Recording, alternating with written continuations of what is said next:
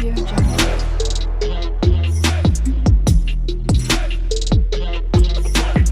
Audio Jungle.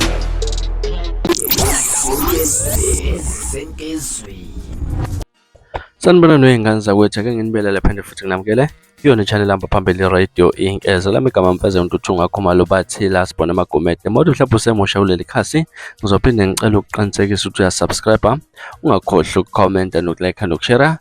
Okuyikhona okukhulu kunakho konke. Wey'ngane zakwethu, wayengumsakazi wokhozi FM ulinde uMr Magic Sibiya ukuzwakalisa ukukhuluma laphana-ke ey'nkundleni zokuxhumana la kade kwi-podcast kaMac G esho nokusho ukuthi-ke baqeda i-contract yakhe ukhosini laphana ukube-ke wayengakholwa laphana ukube-ke ekubo owakwenza ulinda Mr Magic uthe ukube-ke wayengakholwa ngabe-ke wabenzakalisa kabi bamxosha emsakazweni ukhozi FM ngonyaka 2014.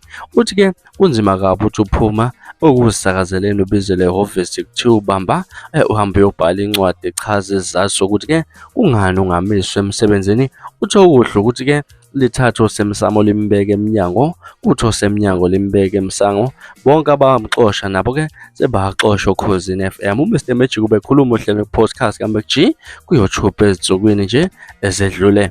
Usamile ekutheni-ke into axoshela yona yayingahlangene selutho no-SABC ukhozi FM, yayithinta nje inkampani yakhe, kodwa-ke kukhona bebebuka ngeSolomona basebenzisa lelo thuba. uMr Magic ungaconsi phansi kubalandeli bakhe usanda kudala isiphithiphithi ngesikhathi sesiteshi saseThekwini esizimele iGagasi FM simemezela ukuthi uzoba ngomunye wabasakazi abazohlukanisa unyaka kule siteshi iGagasi FM. Ngaze ukuthi izona ndaba esinibekela zona ezihamba phambili la khona uMr Magic ekhuluma laphana kwi-Mac G kwi-podcast ukuthi-ke laba bamxoshayo emsakazweni ukhozi FM ukube wayengakholwa ukuba impela kubi akwenza kubo kubo wabenzakalisa-ke laphana ngane zakwethu. Kodwa nje akuthanda ukuthi nje uthathe osemsamo lenibeke emnyango, liphathe osemnyango limbeke emsamo, labo sebaxoshwa-ke wey'ngane zakwethu. Izona ndaba esinibela zona. Ngakuthina kwakho ukuphawula hlala comment section-ke ngizolwakho uvo ngalolu daba. Mina ngizosponsa ngiboma njena